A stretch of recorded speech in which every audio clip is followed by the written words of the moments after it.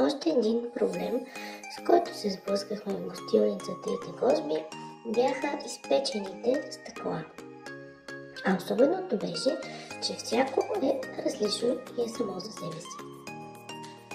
За щастие, времето днес беше с нас.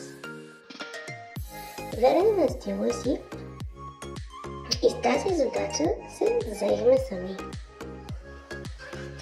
Това е моят татко Пламен. Той отделя старите стъкла.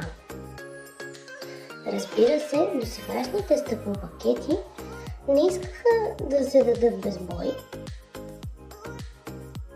но с помощта на някакъв лост и някаква майка, многократно употребена, българите постигаме и невъзможното. След демонтажа стана малко мръсничко, но нищо дете, майсторите ще почистя след себе си. Коречи.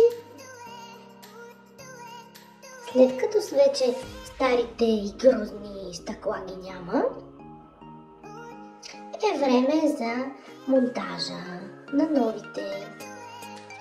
За да станат стъклопакетите преди 2025 година, се наложи да ги поръчаме чак в Плевен. Чичо Ваньо, който е бащата на Марти,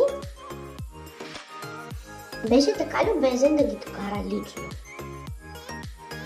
и да ни помогне с поставянето им.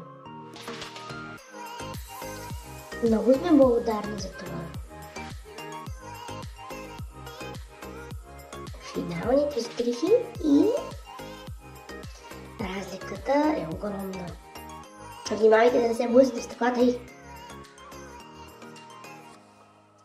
преди, след, забелязва се. Не минахме без жертви, ама важното е, че вече се виждаме. Здрасти, маме!